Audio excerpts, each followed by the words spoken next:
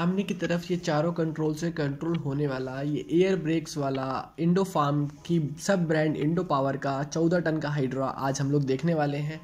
इसमें हम लोग हर चीज़ के बारे में बात करेंगे, चाहे वो इसका गियर बक्सा हो, इंजन हो, प्राइस हो, माइलेज हो, क्षमता हो, इसका सर्विस इंटरवल हो, इसकी बाद में रीसेल वैल्यू हो। मैं सारी बातें इस वीडियो में आपको बताने वाला हूँ, तो इस वीडियो में आखिर तक बने रहिए।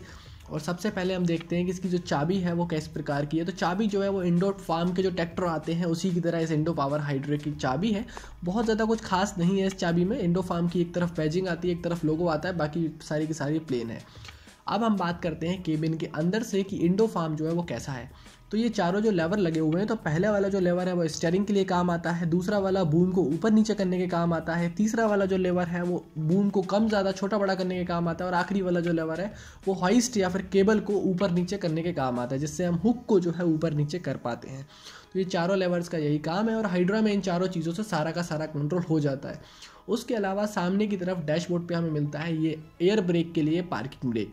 अब ये पार्किंग ब्रेक भी है और इमरजेंसी ब्रेक भी है, यानी कि इमरजेंसी के टाइम पे अगर कभी लगता है कि गाड़ी जो है पीछे वाले ब्रेक से अगर नहीं रुक रही है या प्रेशर हमें कम लगता है, तो हम इसको चढ़ा देते हैं, जिससे कि जो है हाइड्रा काफ़ी ज़्यादा कंट्रोल में आ जाता है या फिर खड़ा होकर रह जाता है। इसके अलावा यहाँ हार मीटर मिलेगा, यानी कि घंटे वाली घड़ी। तो यहाँ पे कितने घंटे आपकी मशीन चल रही है वो अगर आपको इस पर भरोसा है तो आप इस पर करिए, अदरवाइज़ अपने हाथ की घड़ी से आप इसको मिला सकते हैं। बीच में आपको चारों इंडिकेटर जलाने का स्विच मिलेगा, पार्किंग हेडलाइट का भी स्विच मिलेगा आपको, नीचे की तरफ हॉर्न, नीचे की तरफ चाबी भी आपको देखने को मिल रही है। उसके अलावा अगर हम ऊपर वाले मीटर्स में देखेंगे तो आपको बहुत सारे बत्तियां देखने को मिलती हैं, जैसे कि इंजन टेम्परेचर हो गया, हमारा ओवर हीटिंग हो रही है, इंजन में कोई प्रॉब्लम है, अपर लाइट, डिपर लाइट, हॉर्न वगैरह की भी आपको बहुत सारी चीज़ें आपको देखने को मिलती हैं। इसके अलावा आप दोनों तरफ देखेंगे तो आपको एयर प्रेशर का एक तरफ प्रेशर दिखाएगा और एक घड़ी जो है वो हाइड्रोलिक प्रेशर दिखा रही है। बीच में जो है आरपीएम मीटर है कि आपकी गाड़ी किस आरपीएम पे चल रही है, तो उसके लिए भी आपको आरपीएम दिखाएगा। इसके अलावा आपको स्पीड वगैरह का भी थोड़ा बहुत अनुमान उसी चीज़ से लग जाता है, और साथ ही साथ आपको बैटरी वगैरह की वार्निंग्स मिलती हैं। नीचे की तरफ आपने अगर केबिन में पंखा लगवाया है तो उसके लिए, वाइपर मोटर्स के लिए, सामने की लाइट्स, पीछे की लाइट्स के लिए आपको स्विच मिल जाता है, और अगर आपको टर्न इंडिकेटर्स के लिए यूज़ करना है तो आखिरी वाला स्विच भी आपको देखने को मिल रहा है। इसके अलावा आपको सामने की तरफ उल्टे हाथ से पकड़, जब आपका फ्री होता है तो उससे पकड़ने के लिए ये कुंदा मिलेगा। काफ़ी अच्छा हुक है ये और काफ़ी ज़्यादा मज़ा आता है। इसके अलावा ये गियर जो है वो 4 स्पीड का इसमें हमें गियर मिलता है। हैवी ड्यूटी ये गियर बॉक्स है इसका काफ़ी ज़्यादा है, जो क्रेन के लिए स्पेशल डिज़ाइन किया गया है। अब ये 4 स्पीड का गियर बॉक्स है, जिससे कि 8 गियर हो जाते हैं, यानी कि एक 4 गियर हाई में, 4 गियर लो में। तो ये हाई लो का गियर आपको मिलेगा सीट पे उल्टे हाथ की ही तरफ। तो उल्टे हाथ पे आपके नज़दीक में मिलेगा हाई लो का गियर, बीच में न्यूट्रल, ऊपर की तरफ जो है आपको हाई, नीचे की तरफ आपको लो मिलेगा। अब इसके अलावा हम बात करते हैं कि ये गियर बॉक्स कैसा है। मुझे बहुत पसंद नहीं आता है, प्ले बहुत ज़्यादा होती है इस गियर बॉक्स में चलाते वक्त, पर कई बार ऐसा होता है कि हम तीसरे गियर में लगा के गाड़ी छोड़ देते हैं तो गाड़ी आसानी से चलते रहती है। यहाँ पे जो एस्केलेटर है वो मुझे बहुत पसंद आता है, ग्राउंडेड ही होना चाहिए इन व्हीकल्स में। ब्रेक भी जो है हमें कम यूज़ करना पड़ता है, कई बार हम पंजे से जो है रेस देते हैं और एडी से जो है ब्रेक लगाते हैं, काफ़ी ठीक है। पर मुझे क्लच कभी पसंद नहीं आता। क्लच जो है थोड़ा सा हैवी भी है, थोड़ा सा दबाने में वजन भी लगता है आपको पैर के ऊपर, और पैर आपका हवा में झूलते रहता है, क्योंकि ये जो है ऊपर से आता है। ये भी ग्राउंडेड होता तो काफ़ी मज़ा आता, या नीचे की तरफ जाता तो काफ़ी ज़्यादा मज़ा आता, क्योंकि एक पैर जो है हमारा ऊपर रहता है और हर बार गियर बदलते समय हमें उस पैर को ऊपर से पूरा दबाना पड़ता है। इसके अलावा अगर आप साइड में आपको दिखाऊं तो गियर बक्से से नीचे की तरफ जो इंजन का अटैचमेंट है वो खुला हुआ है, यहाँ से काफ़ी ज़्यादा गर्मी, हीट वगैरह वो सारी चीज़ें आते रहती हैं। उसके अलावा आपको सामने की तरफ मिलेगी ये शानदार सी बेंच। अब इस बेंच पे कंपनी वगैरह तो कोई कपड़ा वगैरह, गद्दी वगैरह लगा के नहीं देती है, पर आप ज़रूर लगवा लीजिए, क्योंकि कई बार आपके ऑपरेटर के साथ में काफ़ी सारे लोग और भी बैठे होते हैं। ऑपरेटर जो है कई बार उस पर सो भी सकता है अगर उसको आवश्यकता पड़ती है, कुछ लंच के टाइम पे, या कई बार टाइम पे जब मशीन नहीं चल रही होती है उस टाइम पे जो है ज़रूरत पड़ती है। सामने की तरफ आपको 6 हाइड्रोलिक लाइंस मिलेंगी। टोटल 8 हाइड्रोलिक जो है केबल्स निकलती हैं, पाइप्स निकलते हैं हमारे हाइड्रोलिक टैंक से, और 6 जाती हैं हमारी बूम की तरफ। इसमें से हमारी 2 जो है वो बूम को ऊपर नीचे करने के काम आती हैं, और 2 कुछ जो है वो हाइस्ट पे चले जाती हैं। उसके अलावा 2 जो है वो बूम के एक्सटेंशन में काम आती है। तो इस तरह से 6 की 6 जो हाइड्रोलिक लाइन्स है वो काम आती है। बाकी की जो 2 हाइड्रोलिक लाइन्स है वो आर्टिकुलेटेड स्टीयरिंग, जिसके बारे में हम कुछ देर बाद बात करेंगे, उसमें काम में आती हैं। इसके अलावा आपको यहाँ से जिस तरीके का व्यू मिलता है, जो विजिबिलिटी मिलती है, जो दृश्य मिलता है, वो बहुत ही बढ़िया मिलता है। और ऊपर की तरफ आप देखेंगे तो आपको मिलेगी छोटी सी वाइपर मोटर। अब इसका जो वाइपर है वो बाकी हाइड्रास से काफ़ी बढ़िया है। कैसा है मैं थोड़ी देर में दिखाता हूँ। उसके पहले आप देखिए रियर व्यू मिरर जो कि एसेसरी की तरह आता है, इसमें स्टैंडर्ड इक्विपमेंट है हालांकि ये, तो रियर व्यू मिरर जो है आपको मिल जाएगा इस कंपनी में। बट हालांकि ये जो मिरर है वो किसी काम का नहीं है, इससे सिर्फ आपको केबिन के अंदर का ही दिखता है, पीछे का कुछ रियर व्यू ऐसे खास आता नहीं है। और बाहर की तरफ कोई ऐसा मिरर हमें दिखने को भी नहीं मिलता है।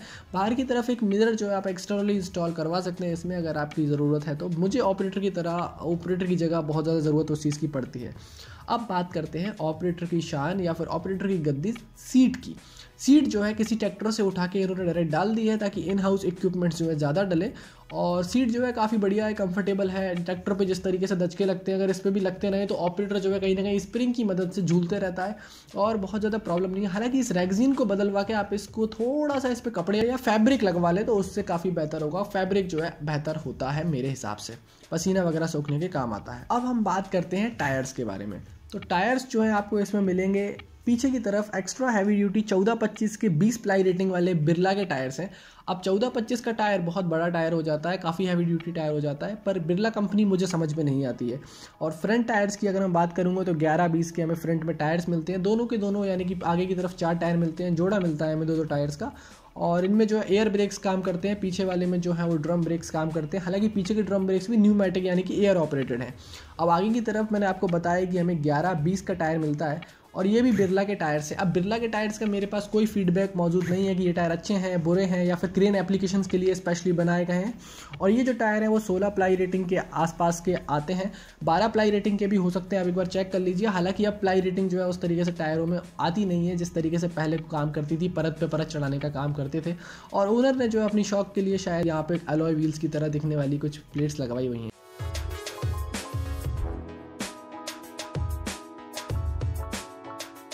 अब हम बात करते हैं गाड़ी की जान यानी कि इंजन की। अब इसमें लगा हुआ है 3065 DI इंजन जो 4 सिलेंडर का है और इंडो फार्म ने खुद इस इंजन को बनाया हुआ है। अब इंडो फार्म का ये इंजन 60 हॉर्स पावर की पावर बनाता है, लगभग 2200 RPM के आसपास। पर हम इस गाड़ी को लगभग 1500 से 1800 RPM के आसपास चला देंगे क्योंकि हमें उतनी ज़्यादा ताकत की आवश्यकता पड़ती नहीं है। जब तक हम बहुत ज़्यादा काम ना करें तब तक। इसमें स्टीयरिंग के नाम पे नीचे आर्टिकुलेटेड स्टीयरिंग आती है जिसको आप देख सकते हैं। इन्हीं पंपों के माध्यम से ये जो गाड़ी यहाँ से मुड़ती है और पीछे की तरफ लगी हुई बैरिंग या फिर इसको व्हील बोलेंगे उससे घूम जाती है। यहाँ आपको साइलेंसर लगाने की बहुत अच्छी जगह नहीं दिखेगी क्योंकि इससे इंजन और गर्म होता है और धुआं भी जो है वो टायर के ऊपर निकल के जाता है, इंजन के ऊपर निकल के जाता है, जिससे कि और गर्मी बढ़ती है। यहाँ पे आपको दिखेगा इंजन चेचिस को पहचानने के लिए इन्होंने फ्रेम किया हुआ है प्लेट। यहाँ आप देखिए कि जो बैटरी लगाई हुई है वो भी बिल्कुल बहुत ही गलत जगह लगाई हुई है, क्योंकि बैटरी आप इंजन की इतनी ऊपर लगाएंगे तो गर्म हो सकती है, कुछ भी हो सकता है। हालांकि ऐसे हादसे हुए नहीं है। पीछे की तरफ जो है एंडोफार्म की आपको बैजिंग मिलेगी, एम्ब्रोज है एंडोफार्म की। एंडोफार्म का ये जो है इंजन, इसके अलावा आपको यहाँ देखने को मिलेगा एयर हॉर्न। और एयर हॉर्न के अलावा बैटरी की जो है पोजीशन जितने जल्दी बदल दें उतना बेहतर है। केबिन के अंदर रख दो, इतने बड़े केबिन का हम क्या ही करते हैं। इसके अलावा टायर वगैरह का ठीक है। और किसी ट्रैक्टर से निकाल के इन्होंने लगा दिए हैं इंडिकेटर्स और ये वाली लाइट जो है फ्रंट लाइट्स वो वहाँ से लगा दिए। यहाँ आपको देखने को मिलेगा 120 लीटर का हाइड्रोलिक टैंक, जिससे कि ये हाइड्रा सारा का सारा काम करता है। और हाइड्रा का नाम हाइड्रोलिक टैंक और हाइड्रोलिक पावर पे काम करने के कारण ही आता है। इसके अलावा जो डीजल टैंक है वो 60 लीटर के आसपास का मिलेगा। यहाँ आपको दिखेगा एयर टैंक। अब एयर टैंक होने का कारण इसमें यह है कि इसमें एयर ब्रेक्स लगे हुए हैं जिसके बारे में हम शुरू में बात कर रहे थे। तो यहाँ एयर टैंक जो है काफ़ी बढ़िया लगा हुआ है, क्योंकि एस्कॉर्ट्स और एस के हाइड्रा में जिस जगह ये प्लेस करते हैं टैंक वो मुझे बहुत पसंद नहीं आता है। तो एयर टैंक को इन्होंने काफ़ी स्मार्टली प्लेस किया हुआ है, मुझे काफ़ी ज़्यादा पसंद आया। और सामने की तरफ से कुछ इस तरह दिखता है ये इंडो फार्म का हाइड्रा। और इसमें जो है लगभग 12 लीटर का इंजन ऑयल मिलता है और लगभग 45 लीटर का जो है हमें गियर बक्से में ऑयल होता है। उसके अलावा जो इसकी बनावट है वो बहुत ही ज़्यादा मजबूत है। आप देख सकते हैं, आप वीडियो में भी फील कर सकते हैं कि कितना ज़्यादा मजबूत इसको बनाया गया है। मजबूत होने के साथ साथ ये सबसे ज़्यादा पावरफुल भी है अपनी श्रेणी में। यानी कि एस्कॉर्ट्स का हाइड्रा और जो एस के हाइड्रा आते हैं 14 टन वाले, वो लगभग 50 हॉर्स पावर के आसपास होते हैं। ये जो है वो 60 हॉर्स पावर के आसपास होते हैं, यानी कि यकीनन ज़्यादा जो है इसमें ताकत है। और इसकी जो अधिकतम गति है वो 30 किलोमीटर प्रति घंटे की है। अब आगे की तरफ लगे हुए एयर ब्रेक्स के बारे में हम बात करते हैं तो आपको एयर ब्रेक्स में दोनों ही तरफ बड़े बड़े एयर टैंक्स दिखेंगे। अब बड़े एयर टैंक से फ़ायदा ये है कि जो एक्चुएटर होता है वो काफ़ी ज़्यादा ट्रैवल करता है और ब्रेक्स लगने में काफ़ी सहूलियत हो जाती है। इसके अलावा जो सामने की ग्रिल है वो ऐसा लगता है किसी ट्रैक्टर की जो है निकाल के वहाँ प्लेस कर दिया गया है। हालांकि इंजन में इतनी ज़्यादा स्पीड में नहीं चलती है ये गाड़ी कि इसको इंजन से सामने से हवा वगैरह लगे। तो रेडिएटर वगैरह जो है इस ग्रिल के पीछे लगा हुआ है, वाटर कूल्ड जो है ये इंजन है। और इसके अलावा अगर मैं देखूं तो इंजन की जो ये वी फ्रेम आपको दिख रही है जिस पे ये सारा का सारा रखा हुआ है, ये बहुत ज़्यादा स्टेबिलिटी इस गाड़ी को प्रदान करता है। यानी कि ये गाड़ी कहीं ना कहीं एक्स्ट्रा स्टेबल हो जाती है, बहुत ही ज़्यादा ये सक्सेसफुल है स्टेबिलिटी के मामले में। तो अगर आपका ब्लॉक कई बार मटकता है, हिलता है, या आपको उतारते टाइम कई बार झूल जाता है, तो बहुत ज़्यादा स्टेबल ये गाड़ी रहती है। क्योंकि मैं खुद ही ऑपरेट करा कुछ देर तक, तो मैंने खुद इसको महसूस किया कि गाड़ी स्टेबल तो वाकई में है। जो चीज़ है वो सामने बतानी भी चाहिए। बाकी इंजन वगैरह पे पेंट्स वगैरह की क्वालिटी ठीक है। गाड़ी लगभग 1.5 साल बाद मैं इस गाड़ी को रिव्यू कर रहा हूँ ओनर के ख़रीदने के बाद, तो आप देख लीजिए कि गाड़ी की कंडीशन कितनी बेहतर है। लगभग 12 लाख से लेकर 15 लाख के बीच में आती हैं, क्योंकि इसमें 3 मॉडल आते हैं और तीनों मॉडल में सिर्फ कोई अंतर नहीं है, सिर्फ यही अंतर है कि बूम की जो लेंथ है वो अलग अलग होती है। तो इसमें जो बूम की लेंथ होती है वो अलग अलग होती है। और जो 3 मॉडल आते हैं वो आते हैं 1436, 14T42 और 14T55, जिसमें बूम की लेंथ अलग अलग होती है। ऊपर की तरफ आपको हाईएस्ट स्टेबिलिटी की बैचिंग दिख रही होगी, और जो नलियाँ गई हुई हैं, जो पाइप्स गए हुए हैं हाइड्रोलिक लाइन के, वो भी काफ़ी सुलझे हुए गए हुए हैं। इसमें रिटर्न लाइन में जो फिल्टर है वो भी काफ़ी बढ़िया है। और जो बूम देख रहे हैं वो आपको 55 फुट तक हाइट तक का मिल जाएगा। तो 36 से लेकर 55 फुट हाइट तक का जो है बूम मिल जाता है। तो काफ़ी ज़्यादा हाइट जो है इस गाड़ी की चले जाती है इन ही 2 हाइड्रोलिक पंप से। इसके अलावा जो इसकी सामने की तरफ पहुंच है तो आपको लगभग 45 फुट से लेके और 26 फुट तक की रेंज मिल जाएगी। सामने की तरफ आप देख रहे हैं 14 टन का माल फंसाने के लिए हुक, उसके पीछे 10 टन, उसके पीछे जो है 7 टन, और सामने की तरफ जो आखिरी हुक आपको दिख रहा है वो आपका 5 टन जो है लोड है वो ले जा सकता है। मैन बकेट भी आपको इसमें ऐसा एसेसरी और ऑप्शनल मिल जाती है। इसके अलावा इसमें बेजोड़ वारंटी मिलती है इंडो फार्म की तरफ से। और 2013 में जब से इंडो पावर ब्रांड आया है इंडो फार्म के अंडर में, जिसमें वो मोस्टली अपनी क्रेन्स को मार्केट करते हैं इंडो पावर ब्रांड के अंदर में, वो काफ़ी अच्छा है। इसका माइलेज का कुछ ऐसा सीन है कि 4 लीटर जो है वो खाती है 1 घंटे में, और ऑपरेटर के चलाने के ऊपर, लोड के ऊपर और बहुत सारी और कंडीशंस पे भी वो चीज़ डिपेंड करती है। इसके अलावा जो EMI आती है तो लगभग आप करते हैं 2 लाख रुपए का डाउन पेमेंट, और 5 साल के लिए अगर बनवाते हैं इसकी किस्तें तो आपको लगभग 20,000 रुपये से लेकर 25,000 रुपये के महीने के बीच में जो है किस्त पड़ती है, अगर आप बहुत ज़्यादा लंबा लोन लेते हैं तब। पीछे की तरफ से अगर मैं इसकी बात करूं तो आपको दिखेगा काफ़ी ऊंचा केबिन, और बहुत ही शानदार ये केबिन दिखता है। खुला है चारों तरफ से, शीशे लगे हुए हैं इसमें, और आसानी से लॉक वगैरह भी हो जाता है। क्वालिटी वगैरह बहुत है। पीछे की तरफ आपको काउंटर वेट दिखेगा, जो कि क्रेन के मामले में सबसे ज़्यादा ज़रूरी होता है। काउंटर वेट काफ़ी बढ़िया है। और पीछे की तरफ जो लाइट्स वगैरह है वो LED वगैरह करते तो ठीक था। हालांकि मुझे ऐसा लगता है कि ये कमर्शियल यूनिट्स में पता नहीं कहाँ से ये लाइट्स जो है वो लेके आते हैं। नीचे की तरफ आप देखेंगे तो पैर रख के चढ़ने के लिए सहूलियत के लिए एक इन्होंने जो है फुट स्टेप दिया हुआ है। इसके पीछे की तरफ केबिन आपको सारा का सारा दिख सकता है। तो यही है हमारी इंडो पावर की तरफ से 14T हाइड्रा। कैसी लगी आपको मुझे ज़रूर बताएं। वीडियो में लाइक शेयर सब्सक्राइब आप बिल्कुल कर सकते हैं। और क्या डिटेल्स और आपको चाहिए इस चाबी से चलने वाली इस हाइड्रा के बारे में, प्लीज़ प्लीज़ प्लीज़ मुझे कमेंट सेक्शन में ज़रूर बताएं कि आप किस हाइड्रा का वीडियो आप देखना